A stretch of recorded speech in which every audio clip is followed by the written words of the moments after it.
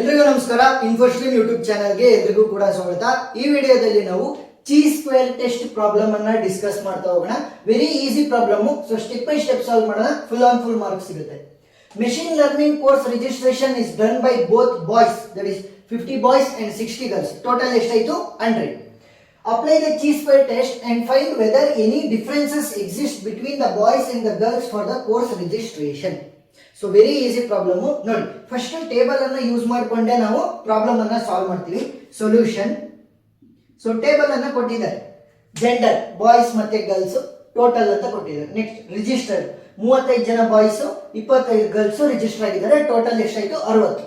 Not registered ಎಷ್ಟು ಜನ? 15 boys 25 girls, total 40. So 60 plus 40 ಎಷ್ಟಾಯ್ತು? 100. ನೆಕ್ಸ್ಟ್ 25 ಪ್ಲಸ್ 25 ಎಷ್ಟಾಯ್ತು? 50. 35 ಪ್ಲಸ್ 15 ಎಷ್ಟಾಯ್ತು? 50. ಸರಿನಾ? ಸೊ ಈ ರೀತಿ ಕೊಟ್ಟಿದ್ದಾರೆ. ಸೊ ಇವಾಗ ಪ್ರಾಬ್ಲಮ್ ಅನ್ನ ಯಾವ ರೀತಿ ಸಾಲ್ವ್ ಮಾಡಬೇಕು ಅಂತಂದ್ರೆ, ಸೇಮ್ ಟೇಬಲ್ ಅನ್ನ ಬರ್ಕೊಳ್ಳಿ. Gender, next registered, next not registered, next last one total. ಸರಿನಾ? ಇವಾಗ ಏನ್ ಮಾಡ್ಬೇಕು ಅಂತಂದ್ರೆ, ಜೆಂಡರ್ ಕಾಲಮ್ ಏನಿದೆ ಫುಲ್ ಅದೇ ರೀತಿ ಬರೀರಿ. Boys, girls, next total. ಸರಿನಾ? ಇವಾಗ ಟೋಟಲ್ ರೋ ಏನಿದೆ ಸೇಮ್ ಆಸ್ ಇಟ್ ಈಸ್ ಬರೀರಿ. 60, 40 ಅಂಡ್ 100. ನೆಕ್ಸ್ಟ್ ಟೋಟಲ್ ಏನ್ ಕಾಲಮ್ ಇದೆ ಅದನ್ನ ಆಸ್ ಇಟ್ ಈಸ್ ಬರೀರಿ. 50 ಮತ್ತೆ 50. ಸೊ ಇಲ್ಲಿ ಈ 4 ವ್ಯಾಲ್ಯೂಗಳು ಮಾತ್ರ ಚೇಂಜ್ ಆಗ್ತದೆ. ಸರಿನಾ? ಯಾವ ರೀತಿ ಚೇಂಜ್ ಆಗುತ್ತೆ ನೋಡಿ. ಈ ಜಾಗಕ್ಕೆ ನಾನು ಇವಾಗ ಬರೆದು ತೋರಿಸ್ತೀನಿ. ಫಸ್ಟ್ ಏನ್ ಮಾಡ್ಬೇಕು ಅಂತಂದ್ರೆ, ಈ ಜಾಗ ಯಾವ ತರ ಕರೆಸ್ಪಾಂಡಿಂಗ್ ಆಗಿದೆ ನೋಡಿ. ಇಲ್ಲಿ ಟೋಟಲ್ ಎಷ್ಟಿದೆ? ಇಲ್ಲಿ 60, ಈ ಸೈಡ್ ಎಷ್ಟಿದೆ? 50. So 50 into 60 divided by the total, that is 100. 50 into 60 divided by 100. ಇನ್ನೊಂದು ಬರೀತೀನಿ, ಅವಾಗ ಅರ್ಥ ಆಗುತ್ತೆ ನೋಡಿ. ನೆಕ್ಸ್ಟ್ ಇನ್ನೊಂದು ಎಲಿಮೆಂಟ್ ಯಾವ್ದಿರೋದು? ಈ ಎಲಿಮೆಂಟ್ ಅಲ್ವಾ? ಸೊ ಈ ಎಲಿಮೆಂಟ್ಗೂ ಏನಾಗುತ್ತೆ? 50 ಅದೇ ರೀತಿ ಉಳ್ಕೊಂಡಿರುತ್ತೆ, ಬಟ್ 40ನ ಯೂಸ್ ಮಾಡಬೇಕು ನೋಡಿ. ಇಲ್ಲಿ 35 ಏನ್ ಮಾಡಿದ್ವಿ? ಟೋಟಲ್ 60 ಇತ್ತು, ಇಲ್ಲಿ ಟೋಟಲ್ ಈ ಸೈಡ್ ಟೋಟಲ್ 50, ಈ ಸೈಡ್ ಟೋಟಲ್ 60 ಇತ್ತು. ಸೊ ಅವೆರಡು ಮಲ್ಟಿಪ್ಲೈ ಮಾಡಿದೆ, ಡಿವೈಡೆಡ್ ಬೈ ಟೋಟಲ್ 100. ನೆಕ್ಸ್ಟ್ ಇದು 15 ಬರೀಬೇಕಲ್ವಾ? ಸೊ ಈ ಸೈಡ್ ಏನಿರೋದು 40 ಇಸ್ ದ ಟೋಟಲ್, ಈ ಸೈಡ್ ಏನಿರೋದು 50 is the total. So 40 into 50 divided by 100. ಸರಿನಾ?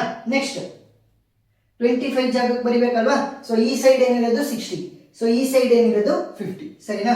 So 50 into 60 divided by 100. Next 25 ಗೆ ಬರೀಬೇಕು ಅಂತಂದ್ರೆ ಯಾವ ರೀತಿ ಬರೆಯೋದು? 40 into 50 divided by 100. 40 into 50 divided by 100. So ಇವಾಗ ಸಿಂಪ್ಲಿಫೈ ಮಾಡಿದ್ರೆ ಏನಾಗುತ್ತೆ? 6 5 30.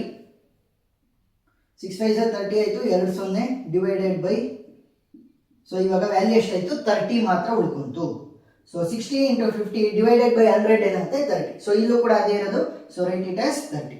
ನೆಕ್ಸ್ಟ್ 40 ಇಂಟು 50, 5 4 20 ಆಗುತ್ತೆ. So 20 20 divided by 100. 2 0 ಕ್ಯಾನ್ಸಲ್ ಆದರೆ 20 ಮಾತ್ರ ಉಳ್ಕೊಂತು. ಸೊ ಇಲ್ಲೂ ಕೂಡ 40 ಇಂಟು 50 ಬೈ 100 ಇದೆ. So 20 is the answer. So ನೋಡಿ, ಇವಾಗ ವ್ಯಾಲ್ಯೂ ಚೇಂಜ್ ಆಗಿದೆ. 35 ಇತ್ತು, ಇಲ್ಲಿ 30 ಆಗಿದೆ.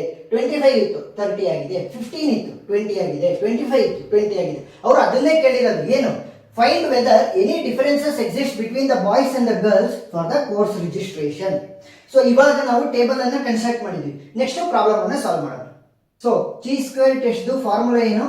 Square will be equal to chi square will be equal to summation of I is equal to 0 to n into OI minus EI whole square divided by EI.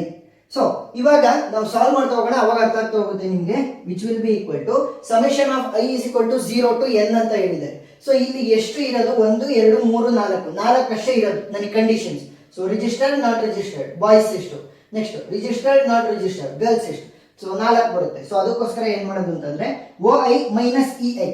OI ಅಂತಂದ್ರೆ ಇಲ್ಲಿ 35, next EI ಅಂತಂದ್ರೆ ಇಲ್ಲಿ 30. So ಏನ್ change ಆಗಿದೆಯಲ್ಲ ಅದನ್ನ EI ಅಂತ ಕರಿತೀವಿ. ಅವ್ರು ಕೊಟ್ಟಿರೋದು OI. ಸರಿನಾ?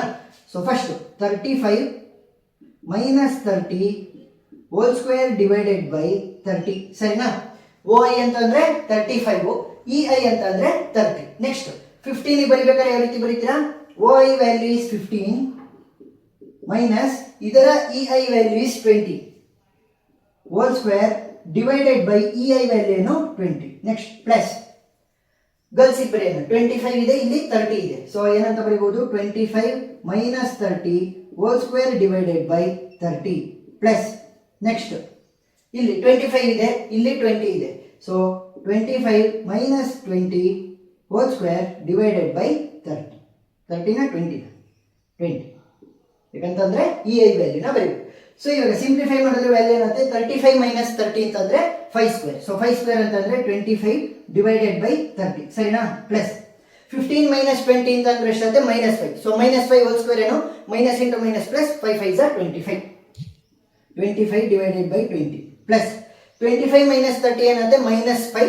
ಸೊ -5 ಹೋಲ್ ಸ್ಕ್ವೇರ್ ಅಂತಂದ್ರೆ 25. So 25 divided by 30 plus 25 minus 20 ಏನಾಗುತ್ತೆ 5. ಸೊ 5 ಸ್ಕ್ವೇರ್ ಅಂತಂದ್ರೆ 25. So 25 divided by 20. ಸೊ ಇವಾಗ ಏನು ಮಾಡ್ತೀನಿ ಅಂತಂದ್ರೆ 25 divided by 30 plus 25 divided by 30 ಇವೆರಡನ್ನ ಮಾಡೋಣ. ಸೊ ವ್ಯಾಲ್ಯೂ ಏನಾಗುತ್ತೆ ಡಿನಾಮಿನೇಟರ್ ಕಾಮನ್ ಸೇಮ್ ಇರುತ್ತೆ.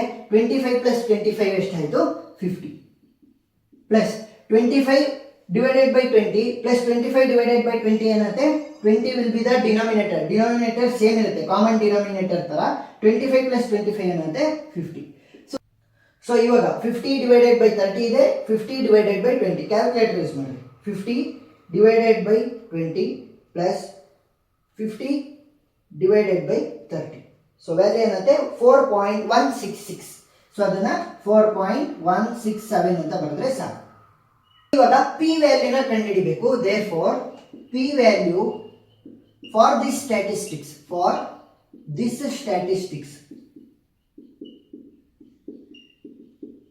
ಸೊ ಇವಾಗ ಈ ಒಂದು ಕಂಡೀಷನ್ ಸಿಗ್ನಿಫಿಕೆಂಟ್ ಇದೆ ಅಂತ ಯಾವಾಗ ಗೊತ್ತಾಗ್ತದೆ ಅಂತಂದ್ರೆ P value must be less than 0.05. So 0.05 ಒಂಥರ ಕಾನ್ಸ್ಟೆಂಟ್ ಇದ್ದಂಗೆ. ಸೊ 0.05 ಗಿನ್ನ ಏನಾದ್ರೂ P ವ್ಯಾಲ್ಯೂ ಕಡಿಮೆ ಇದ್ರೆ ನಾವೇನಂತ ಕರಿಬಹುದು, ಇದನ್ನ ಕನ್ಸಿಸ್ಟೆಂಟ್ ಅಥವಾ ಸಿಗ್ನಿಫಿಕೆಂಟ್ ಇದೆ ಅಂತ ಕರಿಬಹುದು. ಸೊ ಇವಾಗ P ವ್ಯಾಲ್ಯೂನ ಯಾವ ರೀತಿ ಕಂಡುಹಿಡಿಯೋದು, ಟೋಟಲ್ ಎಷ್ಟಿರೋದು ಇನ್ ಟೋಟಲ್ 100 ಇದೆ. ಸೊ 4167 ಡಿವೈಡ್ ಬೈ 100 ಎಷ್ಟಾಗುತ್ತೆ 4.167 ಡಿವೈಡೆಡ್ ಬೈ 100. ಸೊ ವ್ಯಾಲ್ಯೂ ಎಷ್ಟಾಗುತ್ತೆ 0.04167 ಸರಿನಾ. ಸೊ 4.167 ಅನ್ನ 100 ಇಂದ ಡಿವೈಡ್ ಮಾಡಿದ್ರೆ ಏನಾಗುತ್ತೆ 0.04167. ಯಾಕೆ 100 ಇಂದ ಡಿವೈಡ್ ಮಾಡಿದ್ದು, ಇನ್ ಟೋಟಲ್ 100 ಇರೋದು ಅದಕ್ಕೋಸ್ಕರ. ಸೊ ಇವಾಗ 0.04167 is less than 0.05 ಕರೆಕ್ಟ್ ಇದೆಯಾ. ಎಸ್. ಸೊ ಕಂಡೀಷನ್ ಸ್ಯಾಟಿಸ್ಫೈ ಆಗ್ತಾ ಇದೆ ಅಂತಂದ್ರೆ which implies resultant is significant.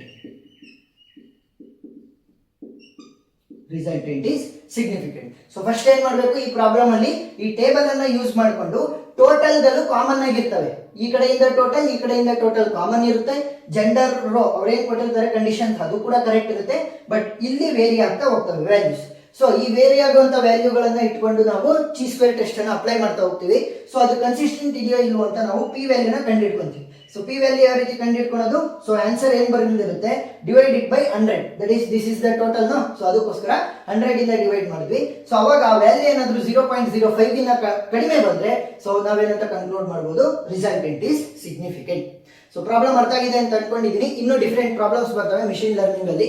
So ನೀವು ನೋಡಬಹುದು, ಅದ್ರದ್ದು ಎಲ್ಲಾ ಪ್ಲೇ ಲಿಸ್ಟ್ ಲಿಂಕ್ ಡಿಸ್ಕ್ರಿಪ್ಷನ್ ನಲ್ಲಿ ಇರುತ್ತೆ. ವಿಡಿಯೋ ಇಷ್ಟ ಆಗಿದ್ರೆ ಸಬ್ಸ್ಕ್ರೈಬ್ ಆಗೋದನ್ನ ಮರಿಬೇಡಿ. Thank you.